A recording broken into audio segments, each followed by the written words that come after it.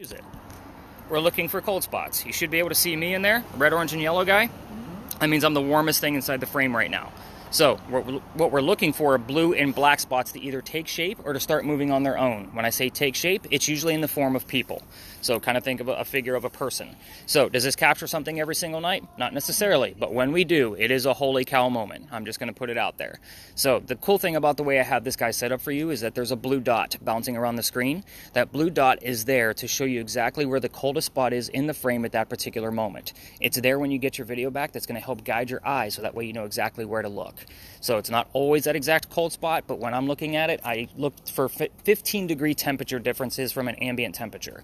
And I already keep track of that ahead of time, but we also have a center crosshairs that kind of gives us an ambient that'll move with the frame. You'll see that when you guys get your video back.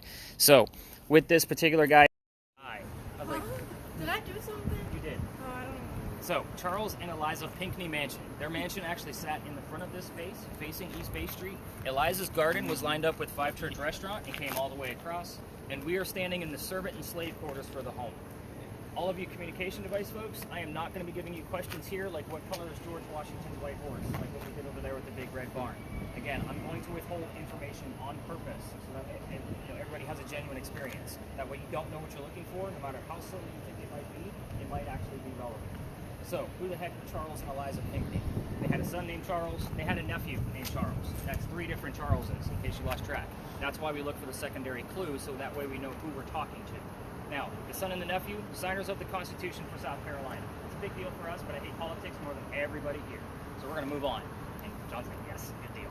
So, let's talk about Eliza. She has a much cooler story. Here's how this goes. It wasn't about breaking glass. You guys are going to be a funny group tonight, I can tell. Eliza married Charles at a young age according to today's standards, not the colonial times that she came from. So if you're going to ask her how old she was when she got married, you're not going to hear numbers like 12 and 14. It's going to be according to today's standards. The reason I bring that up is because Charles, her husband, was over double her age when they married. So kind of a creepy age gap back then, creepy age gap now. So I just want to put that in the back of your brain. We're going to talk about Eliza and why she married Charles. Her father, over in Cuba, he thought he was dying. He was trying to bring all of his kids home one last time. Eliza didn't believe he was dying, so she stayed put and got married. It's 1744. You don't get married in 1744 for a green card. We're not a country yet. She did marry Charles out of love. There's no foul play, no affair, nothing like that, so don't poke the bear. We're talking about a very prominent, respectable English woman. Anyway, she was right. Her father did not die right away, and she's already married. So her father starts sending her apologetic gifts to this space all the way from England. One of those gifts happened to be the plant seeds of indigo. You guys have been in town for at least an hour. You've seen the word indigo. I can guarantee it. Indigo is a plant that makes blue dye that makes her blue jeans blue. So some of you have it on tonight because that's how we use it today. When Eliza got the seeds, she didn't know what to do with them. She had to learn from her slaves how to keep it cultivated. It's not always hot here. So when she figured it out, she moved it to a cash crop, got a hold of her dad and said, our rice plantations are going downhill. We're going to make a killing with the indigo. Now we have an international businesswoman in colonial times. What do you have? Indian. It's not indigo. It's like close. No, not even close. So. You have all your Hey, IND. We got the IND. Wow. So here's how this is going to go. That's the boring stuff about Eliza. I'm going to go through all of the Spirit Box folks and kind of give you guys a series of questions to focus on. And in the events that you're not getting direct answers to those questions, cherry pick off of whatever I give somebody else. Keep in mind, everybody's going to be asking the same person questions. Most of you are using Spirit Boxes. There's at least one Spirit Box among every group.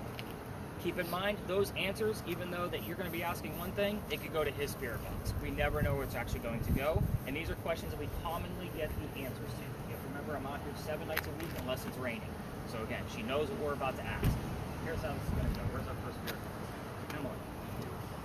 The mansion's not here anymore. You can ask what happened to it, and then get us a date of when that tragedy happened. What do I ask? We're going to be spreading out in a moment. So that way you can either just focus on the questions or ask them out loud, whatever you're comfortable with. With your Spirit Box with the word list, what we've commonly seen is the maiden name of Eliza that we just talked about. The funny thing is that she's the second wife named Eliza and Charles back to back. Yeah, smart or stupid, depending on who you talk to. Both Elizas have a maiden name that starts with the letter L. That's all I'm going to tell you. I would also go after the marriage question and maybe ask how old she was and might get the answer out of that as well. And with yours, you're getting Eliza's death. So that's going to be kind of a combo effect with his device, because again, we still don't have a series of questions for this guy yet to see what's actually going to pop out of it. So that way you guys can actually listen together and see if that's actually going to give you some of the answers too. That 4.5. Awesome. Now, Those 4 questions that are commonly asked after you die: how old were you when you died? Where are you buried?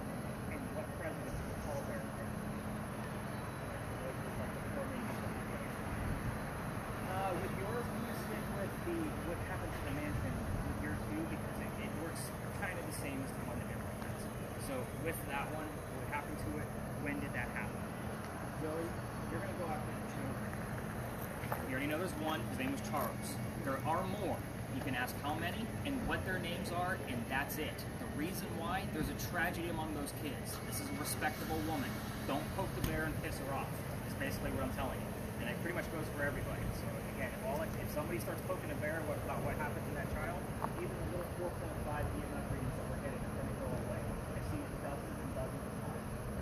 During this month of me experimenting with different locations, I was actually thinking about retiring this one because too many people were poking the bear, and Eliza's getting a little tired of it. We were getting pretty nasty messages, like, "You're not welcome here. Please walk away." All kinds of things were starting to pop up. So again, we're not going to spend a ton of time here. We're going to get enough information and move on, just to kind of keep you on the loop. Normally this would be like a good 15-minute spot, but we're going to spend about 5 to 8 minutes here and kind of see what goes down. So cameras, by slow movements, don't be filming cars. We do not go in between cars, even though there's only 2 here. So kind of keep that in the back of your brain. So I am going to keep John behind so I can show him how to use that motion sensor. Who you want me to? I want you to show the other John how to use the sensitivity on that one specifically. I remember how. It's with the motion right there. So I'll talk about that. All right, everybody, I'll let's figure spread it out. out. I'm going to be bouncing off everybody after I put down the How many kids did you have? What are their names? What was the wife's name? What was the worst?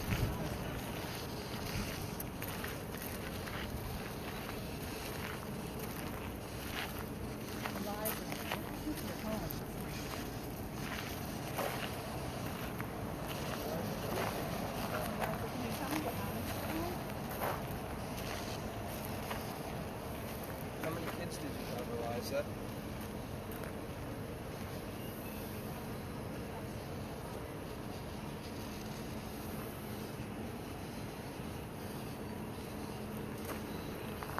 What were your kids' names, Eliza?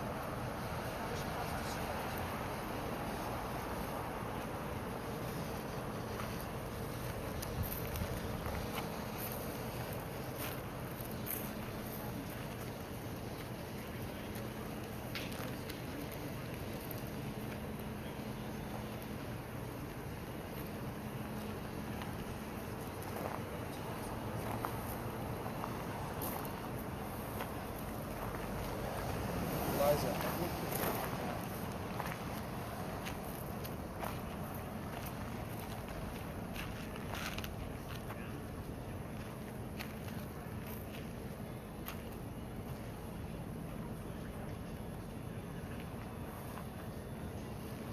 Eliza, what was one of your kids' names?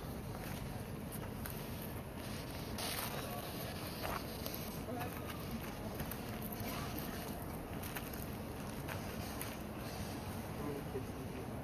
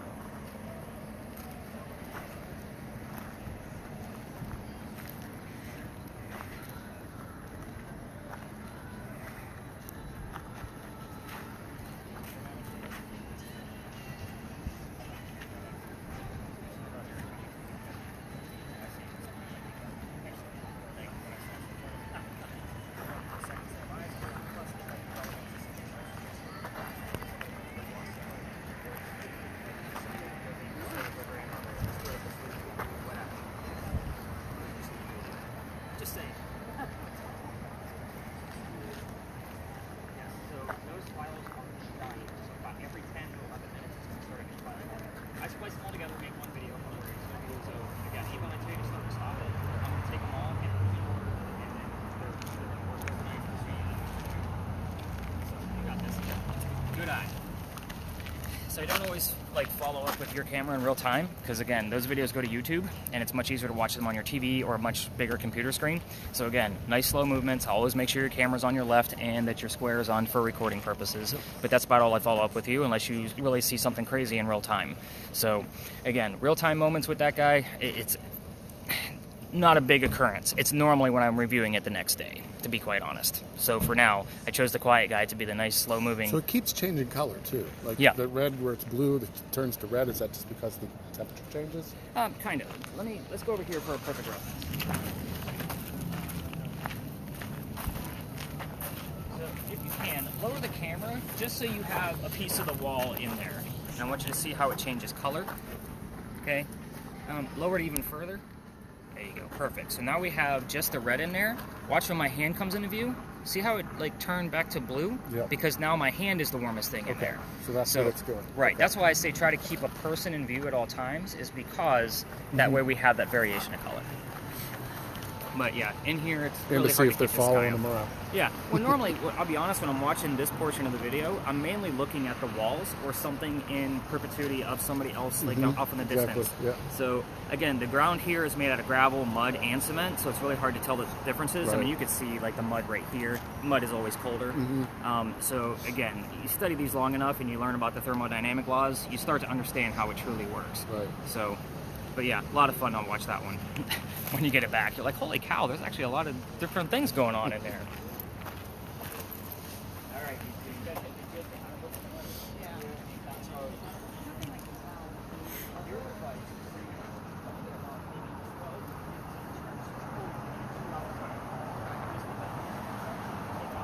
I mean, there's a ton of music. I'm getting stuff, but nothing I can put in sound. I've done small things that could be related to the question I just asked. If things are treated during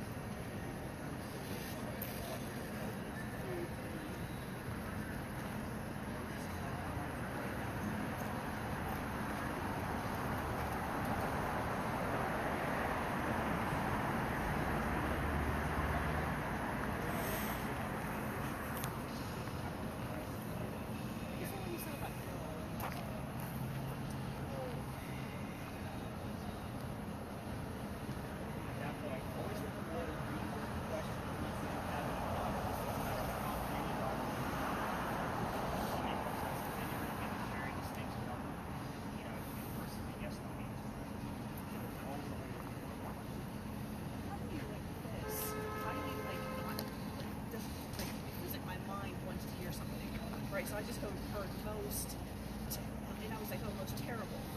But I don't really know that I heard terrible. I heard most. Right, that's all I heard. So like, how do you get that? Here's your box, it's a little bit more difficult. Again, you're going to get a lot of that growth static. Yeah.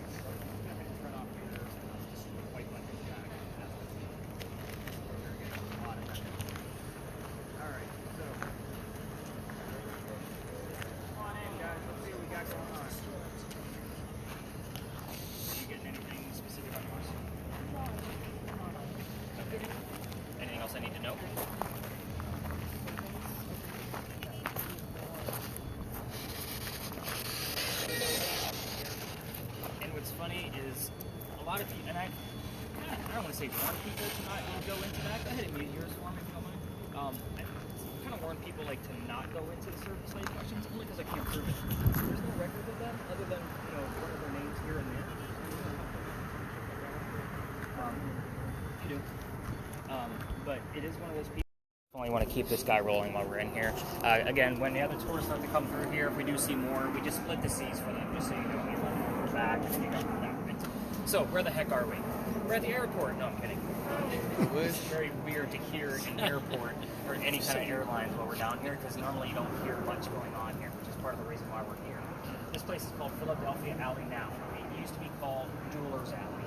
This is kind of a staple for every single ghost tour, and we all tell the same story, but I'm going to tell it to you a little bit different because you're not sitting around a campfire with marshmallows, you're ghost hunting. You need different details. So here's how this goes. A doctor moves down here from Rhode Island. His name is Dr. Joseph Brown Ladd. We do get his name that shows up here often. He moves down here because he's supposed to get married to his fiancée, Amanda. Amanda just inherited a bunch of money from her dead parents. She has an attorney helping her out with all of this cash. The attorney thinks that Dr. Ladd is just after Amanda's money, tells Amanda, get rid of the doctor. Dr. Ladd moves to Charleston to prove that he's not after her money. He's going to start his practice here and prove his point. So as he's walking or coming into town, the coachman set him up to be robbed and killed that was bringing him into town at the room he was going to stay. He had a gunman inside and he was going to try to take all of his money. Dr. Ladd just graduated from school and he looked like he had quite a bit of cash, so this is going to be an easy kill, right? Somebody was walking by and seeing everything that was about to happen. His name was Ralph Isaacs. I stop on Ralph because Ralph has the same initials as where the doctor came from, R.I., Ralph Isaacs, Rhode Island. The weird thing about this is even before we had the Ouija board device, because that's still the newest piece we have, we were getting R.I. on different spirit boxes. It was the strangest thing. But again, belongs to two different characters, need a secondary verifier. So, back to Ralph. He tells the doctor, I know this guy, man. He's going to try to kill you. I got some friends at 59 Church Street. You can stay there, rent a room, and you'll be safe. Dr. Ladd took him up on the offer, and the two became friends. I know, kind of a weird thing, but it's the late 1700s. That's what people did back then. So, with that, the longer the doctor stays here, the more money he's making. He's proving his point that he wasn't after Amanda's money. So, Amanda gets wind of this, and she's going to be moving down soon so they can get married. Dr. Ladd becomes known as the whistling doctor because he whistled all the time. I'm going to tell you about any future haunted, any city you're going to visit has a cliched whistling ghost. I'm just going to put it out there right now. We actually have proof of this one, and we're going to get to that. Dr. Ladd and Ralph go see plays together. They can't sit next to each other because the doctor makes more money. He gets better seats. That's the way the hierarchy works here, or at least it did. So, they go see Richard III one night. They're walking home talking about the play because they couldn't sit next to each other, and they're arguing over the new actress. Dr. Ladd thought she was great, but Ralph, not so much. So they start arguing, and then Ralph starts insulting the doctor's fiancée back home in Rhode Island. Kind of a jerk move. It gets, obviously pretty heated, and they go their separate ways. But I already told you Ralph has friends here. He goes to his friends at the newspaper, puts an ad in the paper telling the whole city of Charleston what he thinks of the doctor. Kind of a disgrace to society kind of mentality. Dr. Ladd sees the ad. What do you have that you're smirking about over there? 8. I don't know that he called him an 8. But I like it. It just does seem to fit. It does seem to fit. Check the newspapers again. I know, I do. I actually have those printed out at home. So Dr. Ladd sees, obviously, the ad, and he rebuttals instead of getting nastier. He just says, let's go to Jewelers Alley, and let's settle this. So they came down, they took their 10 paces, they turned, the doctor pointed his gun in the air, and he shot his one shot. He didn't want to kill his friend. He just wanted to have the courage and bravery to show up to the fight, which is often what happened at a duel, by the way. Ralph has his one bullet. He puts it in the kneecap of the doctor. The doctor doesn't die, but he drops to the ground, and Ralph proved his point that he's not willing to forgive. Dr. Ladd's friends pick him up. They carried him home to 59 Church Street, where he dies 10 or 4 days later, depending on which version of the story you're reading, after refusing medical treatment. You have to remember that this guy's a doctor. He probably tried to bleed out the lead poisoning himself. So, the ghost tours that come down here all tell the same thing. That as you walk through this alley, you can hear the whistles from the doctor. Keep in mind, you guys hear how quiet it is right now, except for the airplane that I pointed out earlier. There's a reason why I pointed it out. I wanted you to see how quiet it is down here, because it's normally like this even on a Saturday afternoon. We do have whistles that we can't debunk. If you're going to try and walk all the way through this alley on your own, because me and London cannot take you down to the end, because we've been kicked out, and I'm going to tell you why here shortly. Yes, that's the fun part of the story. Thank you for chuckling. That was supposed to be funny. But turn on your voice recorders. But keep in mind, every local knows this story. Anybody walking up and down Cumberland or Queen Street is going to throw a whistle down the alley. So, come on through, boss. Sorry to interrupt. Oh, you're good. You're good. Thank you. Uh-huh.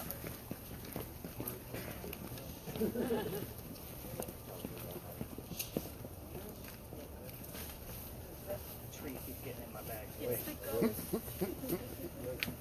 What was it? Was it one of those?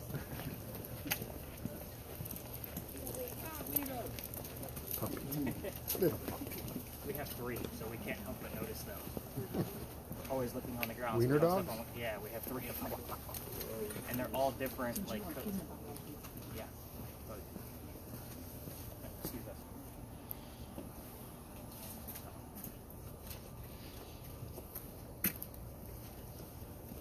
You're on the catwalk.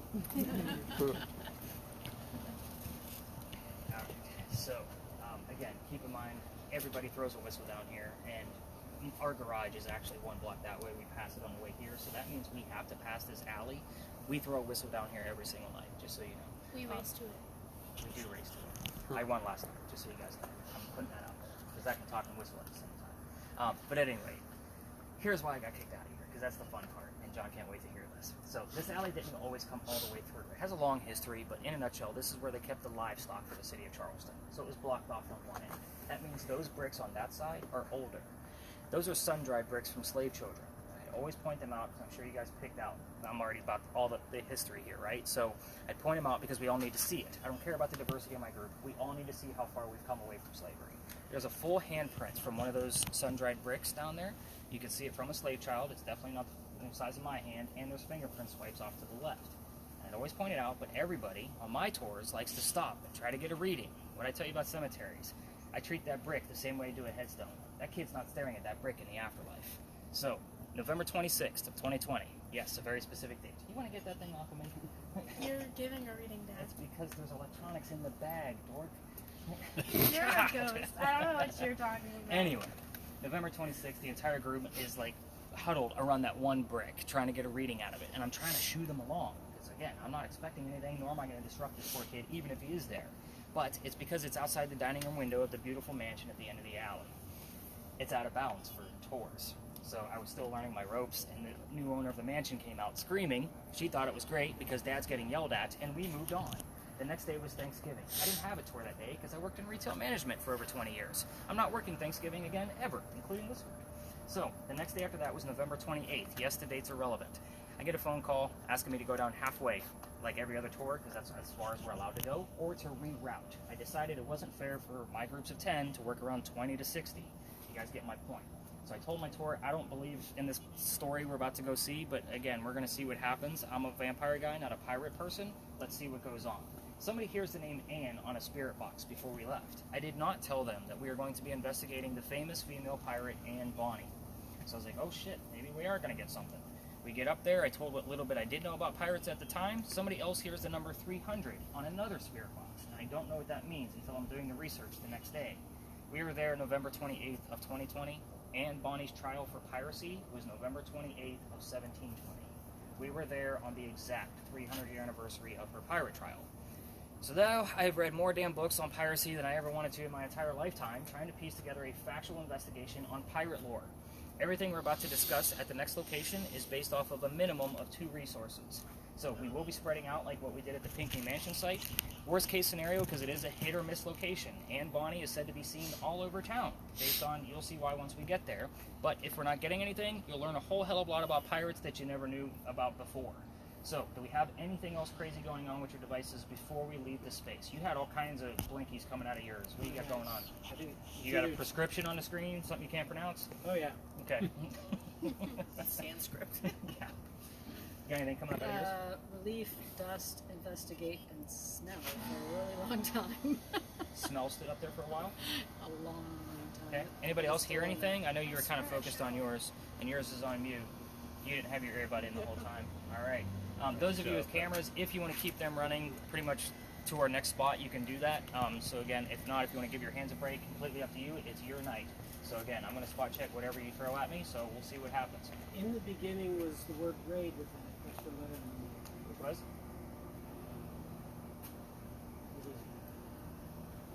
I don't remember. But it was like R-A-I-D. It was in R something A-I-D. there's something in. I'm going to put a question mark there. Interesting. I'm just wondering if there's any balance. Not necessarily, but I do see the letters RI in there. So your two in between R and I could have been like what we had at the Pinky Mansion site. Same principle. So it may have been too sensitive in picking up lighting fixtures and or another message. Any numbers come up on yours at all? No, it's been 0. Okay. All right. You can ignore it until we get to the next phase. All right. Let's go learn about some crazy pirates. What do you think? Oh, by the way, this gate, which is the reason why I stopped here. This gate, remember that the alley didn't go all the way through? This was a shortcut to get to St. Philip Cemetery in the event that there was a loser to a duel. So otherwise, they'd have to carry the dead guy all the way down and back down around to get over to the cemetery. Not everybody knows why this archway is here. Obviously, the wrought iron wasn't there, but the archway was. The wrought iron is about, I'd say early 1900s, but remember that this alley goes way back. So we're talking like early 1700s. So yeah, this is an old-ass alley. There's a lot of history here. But the dueling story is one of the big ones because we actually captured quite a bit from this. It is. There's a lot of cool stuff. Pretty quiet. I'm surprised. I thought you were going to be on tonight. Well, I can figure that. Yeah, sure.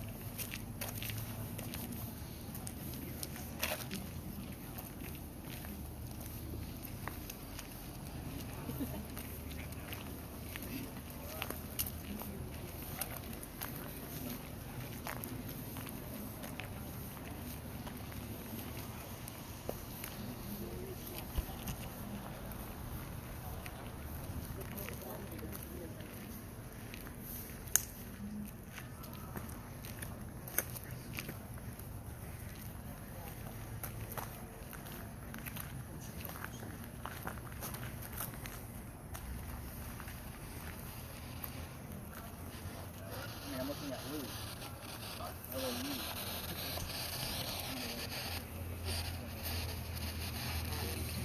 Yeah, I would reset it every time you get a touch. Full slate. Anybody else hear anything? You got the name Chris, and a Lou showed up on the Ouija board device. Did you get anything out of yours? All right, everybody, that's like pretty sound and quiet. Shame, sorry, presentation. Constant at Philadelphia Alley last night. That was weird. So on that same work list, very interesting. Nothing coming up out of yours at all. I think you guys might need to switch. Which, by the way, if you wanted to intermingle your devices among your party, switch it up. Learn about these different devices and what they do. I'm perfectly fine with it. So again, just keep it within your own party because everything gets sanitized. You guys get the gist of that, right? All right. So we stay over here because we just stay out of the way of the other tours. That way they're not interfering with us over here. But we are at the powder magazine. We're going to be discussing that little tiny building over there with the crosses on it. So those are not crosses, by the way, they're earthquake bolts. So in the event we have another earthquake, those are set up like turnbuckles. You're supposed to be able to tighten them little by little, day by day, and it's supposed to tighten the building back up to stop any further damage from occurring on the building. It's a great idea, but it doesn't work. The only reason I bring them up is it's exactly why we're here. Those are the first set of earthquake bolts that Charleston put in, because that's the oldest government building in South Carolina. It was finished in 1713. This building is what I call a familiar to Anne Bonny. The reason it's a familiar is because she came here at the same time that this building was being constructed. We don't have many buildings this old. Again, it's on the allowable route where tour guides are actually allowed to go. Keep in mind, this is also the story I didn't truly believe in until we started getting evidence out of the location. So, here's how this goes. And by the way, that familiar piece, that's the same principle of using a toy to attract a child ghost. It's the same type of principle. Go to a familiar building that they would actually recognize. Here comes the other pub crawls that you guys are not part of the bank before. So, thank you, by the way, for pointing out that that's the size of the other toys. So, wow. Holy cow. You guys gotta follow me on this one because there's a handful of twists. I will slow down on the twists because it can get very confusing.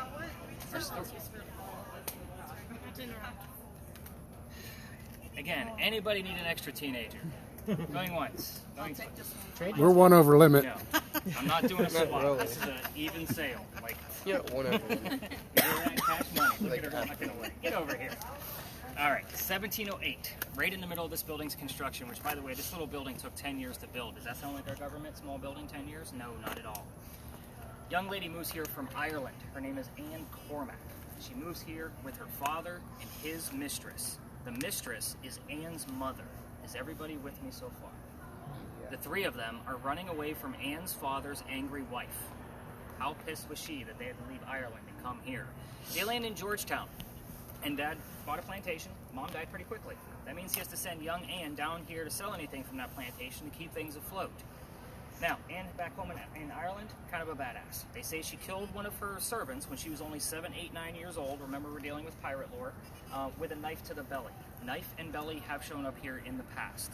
Fast forward, building's done in 1713. Anne is still coming down here to sell things from the plantation, but by 1715, pirates are coming through town, and Anne is pretty stoked. She wants to fall in love with one of these pirates so she can earn her freedom, just like a man. It's a man's world at this point, and she knows it. Guy number one. Yes, I said number one. There's a handful, and we're going to go through them. Number one is James Bonny. You already see where this one's going? Dad didn't approve. He's a filthy pirate. They run away to Jamaica. They get married. Anne Cormack is now Anne Bonny, the famous female pirate. However, James Bonny is not Captain Jack Sparrow that she was hoping for. This guy turns out to be a privateer. He's a spy for the British. He's a coward in her eyes. This is not who she wants. A few years later, she falls in love again. Guy number two, John Rackham, a.k.a. Calico Jack. This is literally the person they based your Captain Jack Sparrow character off of for your Disney films. So he's the guy that she's looking for. He has his own ship and wants to be part of it. You can't put a girl on a pirate ship. Does anybody know why? Bad luck. Right, they're bad luck. Perfect. Thank you for keeping it family friendly. So, I get a lot of answers out of that question, but it's just to make sure everybody's still paying attention. But anyway, he makes a deal with her. If you dress like a guy, you can actually be part of the crew, but you're going to be a female in my quarters. She's okay with this because Dad used to cross-dress her as a boy back home in Ireland to keep her away from his wife. So she's like, whatever, it's a man's world, let's go. Most of us are adults here, except for London. Yep, exactly. Let's put two and two together. That's right. Call her though. Let's put two and two together. She's a female in his quarters. She's eventually going to get pregnant. You can't have a pregnant, pirate dude on the crew. Somebody's going to figure out that she's a woman. So he drops her off in Cuba. Go have the baby here. These are friends of mine. They'll help you out. But come back later and we'll figure it out. She goes and has the baby, returns with no baby. We have no idea what happened to the child. I've researched and researched and find nothing. The significance of this part of the story is that she comes back dressed like a female, which makes Jack pretty angry. And while she was away giving birth to his baby, he captured another pirate crew, and she's going to go flirting with that crew to make him even more mad. Guy number three. Guy number three turns out to be a female, dressed like a guy, to be part of the pirate crew the Calico Jack captured. So now we have two females on the same ship trying to be pirates. Her name is Mary Reed. She went by Mark Reed to become a pirate. Her and Mary become friends, possibly lovers. We're never going to really know for sure. But the British find out where they are, and they send a fleet of ships to take down one pirate ship. Anne and Mary, rumor has it, they were the only two pirates that were not drunk enough to come up and fight with their one-bullet flintlocks. Probably because they don't know how to use the cannons yet. They haven't been pirates for very long. Two young ladies with flintlocks are not going to take on a fleet of ships. They get arrested. And as they're being arrested, she looks at her captain for bow, Calico Jack, and she says, "You should have fought like a man instead of being hanged like a dog." The word dog shows up here a lot too, by the way. The judge wants to see the two men that fought back so valiantly on their own after he's already tried and hung Calico Jack and the drunk pirates that wouldn't fight. They're dead and gone 2 days prior. And in... You heard Calico? So, anyway, the two ladies go in front of the judge, which, by the way, he has the same name as me. So if you hear my name on your spirit boxes, it's him, not me. They go in front, reveal the gender. He doesn't care that they're female. They're still pirates. They're still going to hang them. So they plead their bellies, meaning they're both claiming to be pregnant. You can't hang a pregnant woman in 1720. It's illegal. So he sends them both back to jail and delays the hanging. Dad is still up here in South Carolina with all of his Irish money because he was an attorney back home. And he bails out Anne, brings her back home. She remarries. That's husband number 2, but guy number 4, because we don't really know about Mary. And she has 4 kids, dies at the age of 84. Yes, very abrupt. I know, you weren't expecting that. I did that on purpose. Mary Read, however, died a year later in that Jamaican jail from whatever pirates died from in a Jamaican jail. Most books and articles will tell you that it was fever. I'm going to call bullshit on that and say it was scurvious and nasty and gross, and use your imagination and make it romantic for yourselves. Unfortunately, I have to think about it every single night. So, 2 questions I left out of this location for you on purpose. I'm not going to give you a whole series of questions because this is kind of a free-for-all, but we are going to try to stay away from yes-no questions. So, 2 things I left out are the name of Anne Bonny's parents on purpose. So, you can ask her what her father's name was or his mistress. Remember, that was her mother. I also left out the name of Calico Jack's ship. So, again, that's another interesting one to find. Now, with yours, specifically, if you get numbers, you're probably too close to the bushes because the electrical meters are on the other side of them, or the corners of the lot. The other thing you're going to try to do is pull the motion sensor up, and you're going to ask Anne Bonny what her hair color is, and she will show you. So, again, we've had it here plenty of times. Again, we didn't get it last night, but it is one of those things. It's the only time I've ever gotten a direct red out of the motion sensor on command in multiple locations around the space. So, kind of interesting. But again, we are going to crank up those spirit boxes and get them up and running, and we're going to see what we can get out of this place. We're going to know within 5 minutes if we actually have something going on here or not, just so you guys know. So I'm going to be bouncing around with you guys for 30 minutes if something's going on. Oh yeah, we're going to stay around here. If you want to catch, like, see what the front of the powder magazine looks like, I mean, we're going to pass it, but if you want to get footage of it because you have a camera, leave the lot, go in front of the bushes to the left. Just don't interrupt the other tours. That's the only thing that I have to say. I got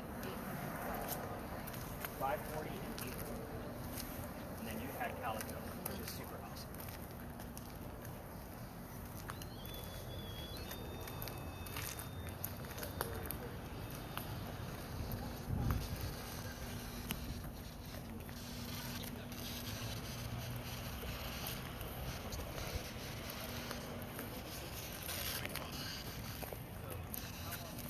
What was the name of the ship you said on the end, Danny? What was the name of Captain Jack? Calico Jack.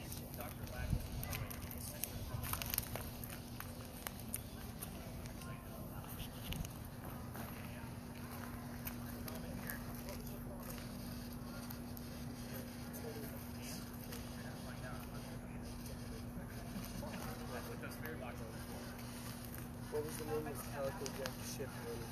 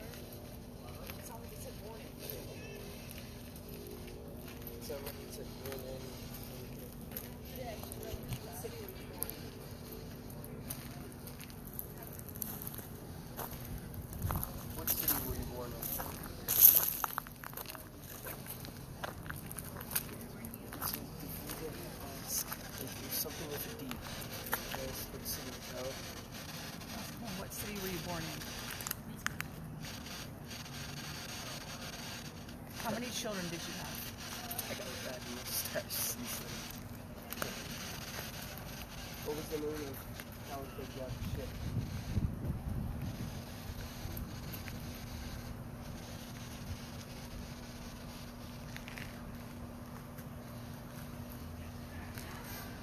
How many children?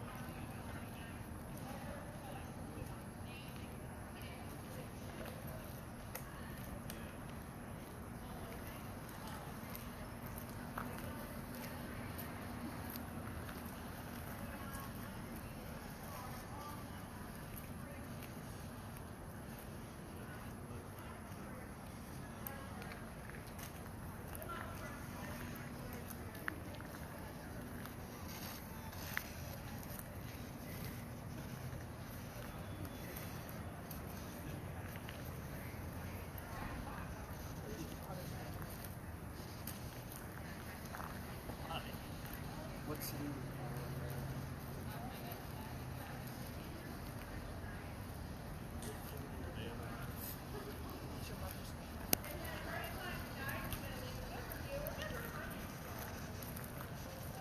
What city were you born in?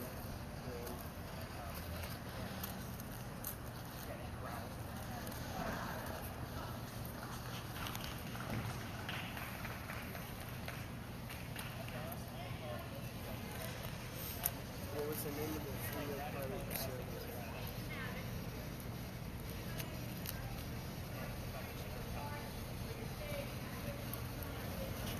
What was the name of the first man you loved?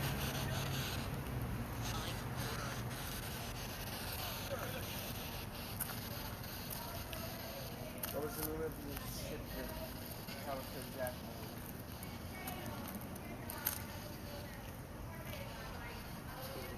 Where did you have your baby? Where did you have your baby, man? Anything nuts going on with yours? No. This space has actually messed with that camera in the past, like made it like falter a little bit. It's been fine, Okay. As far as you know. as far as I know. Until it spot In checks in the fact, I morning. didn't know your daughter. Is that your daughter sitting over there? I'm like, Yeah. what is that? She's a ghost. And I walked over, oh, she's sitting there. I kept seeing this odd spot. I'm like, what the hell? Yeah. I didn't know that. Yeah. Because I was standing all the way over there. Oh. What'd you get? Mary. I'll take Mary. What were you asking? We were asking I what asked- was the name of the female pirate you were sailing with. Okay. And then I asked what city were you born in, And we we got, heard like, born a- in. And that's all I heard from here. And then he said he heard something with a D, but he couldn't really tell what it was. Yeah. Actually, it's very interesting that you heard born in, because the city she was born in was Cork. A very similar sounding. I heard it from over like 20 feet away. Born in. Yes. Yeah. Born in. Yeah. Yeah. It sounded like she Like just repeated exactly Or what she you was said. about to answer like, I was born in Cork. Maybe. Yeah.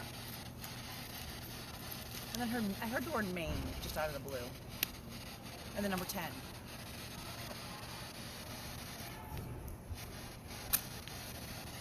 So a lot of times when you guys hear like state names, and I'm looking at Maine that way, it's almost a prediction of who's going to be on my tour next. So, for example, it might say, and I can't remember what state you guys are from. It might have, Joey and whatever you said, Florida. So it might have said Joey on one spirit box and then Florida later on. And it's almost like I don't know where you guys are from or names of your party until that morning when I text you. So that's when I look up and actually I have all your guys' names written down, so that way I kind of have them in my head. That way I know kind of who's who. And again, you guys need a personalized tour, so I need to keep track of you. So again, it happens. So I don't know if I might have somebody from Maine on my next tour, Gotcha. but that's why I write them all down. And we get a lot of weird things from Texas. Like I'll hear Houston, I'll hear Oh my Austin. gosh, though, he and I are both wearing Portland Sea Dogs because we were in Maine this summer and Portland's in Maine. I'm not even kidding. And Not she would, you. well, Your dad she has would have the been Portland familiar with Seahawks. Maine because she was a pirate on a ship traveling. Maybe a stretch, but maybe not. It is. I mean, it is a stretch. I'm going to put it out there. I'll say it. But again, What was the name of Calico Jack's ship? I'm going to do one more quick round robin and see what's going on. I finally heard something at least. Let's go.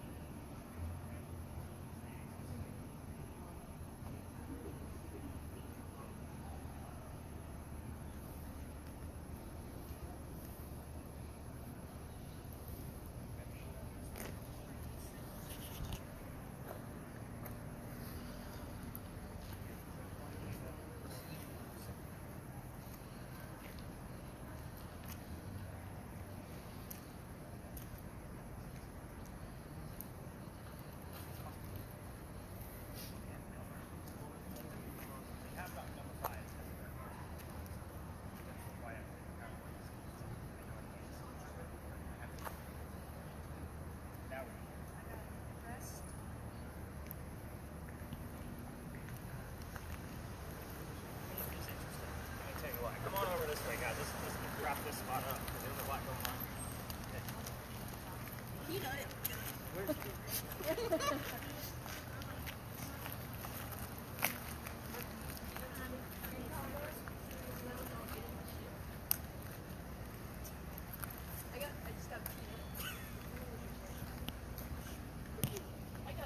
Yeah, let's go to motion. I don't know if peanuts would have been a crop for them. Because that's how I have to look at it. I don't think I've ever had that term here before. So, yeah. But I mean, it does happen. What was Alright, the guys, name come of on, your rein it in. father? Let's show you what we got going on here. What I'm excited about. Yeah. We're talking about a very sexual woman, so on that definitely makes sense. We also have the word lover that showed up on another spirit box, which is pretty common here. So I guess the first thing I'm excited about is we had the word poet that showed up while we were still over at Philadelphia Alley on the word list. Dr. Joseph Brown Ladd wrote poetry while he was here. His sister Elizabeth later published it after his death and called it the literary remains of Dr. Joseph Brown Ladd. There's probably one of the better terms we've had, other than calico being heard in real time, that we've had all night. So I'm very excited about the word poet. Obviously, calico is a big one, but there's a lot of terms here that actually make sense. We kind of piece them together. We had the name Anne show up, plantation, lover. I mean, you can see where these are all relative so far. Dad and child, very loose, but still somewhat relevant. We have the word November. I know we're in the month of November, but we're also talking about her trial, which was November 28th. Remember, I gave you that date earlier.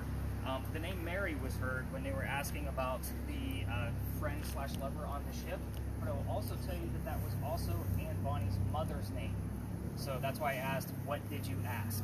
To kind of see if we were going to get the father's name as well. We got the phrase born in on your spirit box, so that's pretty exciting because you were asking about what city she was born in. The number 10, I don't know what that's relevant to, but again, numbers usually don't lie. So those are the things like I'm excited about. They're all very loose. I can't lie about that. You guys can all see that until I have something else specific to kind of lock them in. So let's go over those two measly answers. Also heard the word price twice. Christ? Price. And Billy once.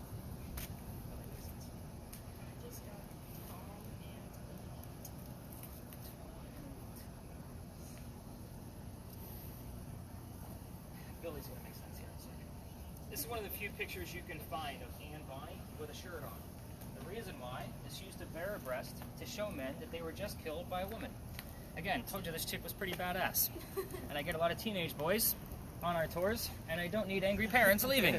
So, the names of her parents, William Cormack, Mary Brennan. So, London, did you want to see what she looked like? Whoa, that is crazy stuff. London, the smart ass, everybody. Oh no, I lost my pictures. I also like to show you what Calico Jack looked like, because everybody wants to see what they based Johnny Depp off of, right? So, because that's kind of the whole point. So, Calico Jack was named that. If I could keep the tablet on. Oh, you're like all eager to see it. We'll go start on this side. As soon as I can get this thing turned back on again. London broke it. We're going to blame her. Oh. I'm way back here. I put my energy into it. She did. Calico Jack was named that because of the jackets that he wore. They came from the British captains that he killed. Calico Jack's father was a tailor, so textiles were very important to them. Calico Jack, fancy jacket. That's basically where the name comes from. The name of his ship was called the Kingston. And don't expect the word Kingston to pop through on one of your radio spirit boxes other than yours. Just because you got king, I would say except the word king would suffice in this location because of the technology that we're using and what kind of voices we can expect out of radio stations. But yours being, picking up different disembodied voices in the past, I would expect Kingston to only come through on your programs.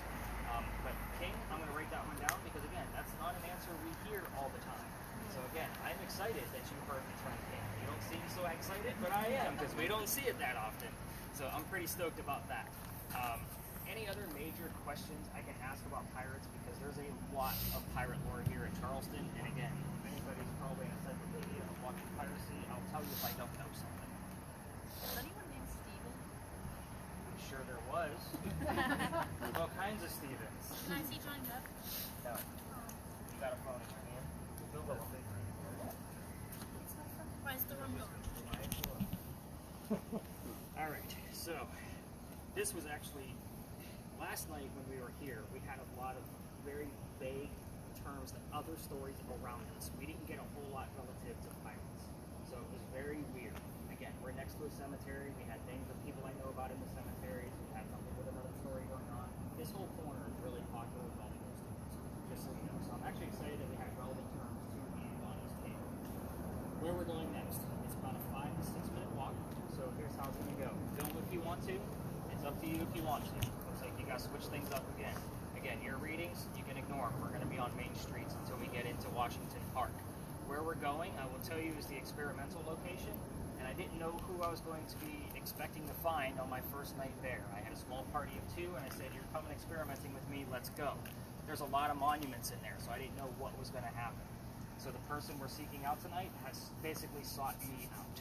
And I'll explain more once we get into the location. It's very, very interesting. So it's weird because I heard this story that I'm about to tell you in another location. So it's a matter of like, okay, we're going to get it here too. And I've been going there for the past 3 weeks, and we've been getting more and more every single night. So I'm excited to see what we're actually going to get out of it because the temperature is nice, and we're all so comfortable, and we're not shivering to death, which is cool. So let's take a hike up to Washington Park. Keep listening to those spirit boxes. Have you been clearing your slate? Periodically. Okay, good. It gets really noisy when you turn it back on. It's a happy noise. How you know it's working? Are you happy, honey? You want to stretch, you guys? I'm good. I don't want to hear get out.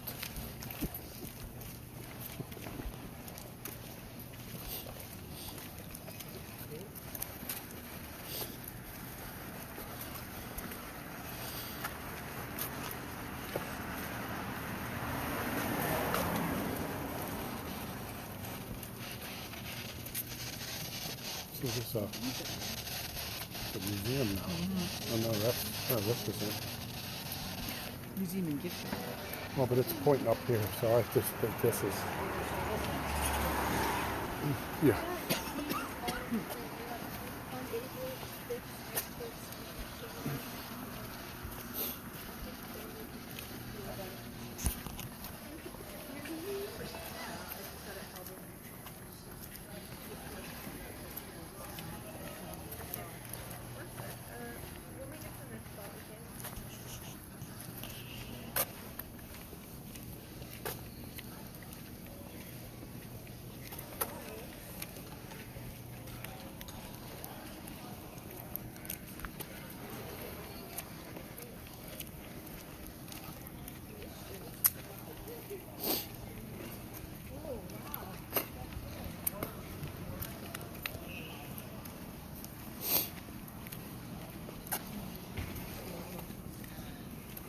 Horsies.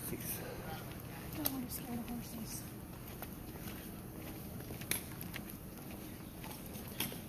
Now what but the Lord?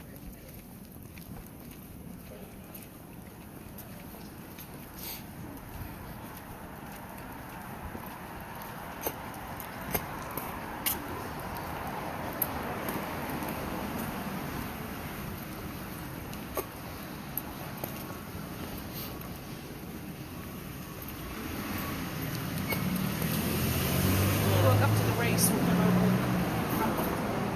What? When we go to the race, we'll go up there. To the right. So normally, when I have my smaller groups, and one of the other new locations that we're using is right across the street. It's a Quaker graveyard. Quakers did not have a belief system in the afterlife, and they also were Quakers. Kind of think of the Amish. They didn't deal with electronics. So again, electronics don't work super well in there, but we have been getting some positive responses with the dowsing rods. So unfortunately, I did lose a pair. I need you to move it here. I was just about to get crossed. Where's the ghosts?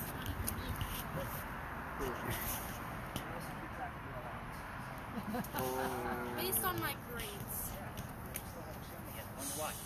All right, so I'm going to start taking these, and then I'm going to, is it being drained? Because I don't see anything else being drained right now. Or is it the light itself? So I do question that. It's not everything's paranormal. So, but we'll kind of see how this camera came out.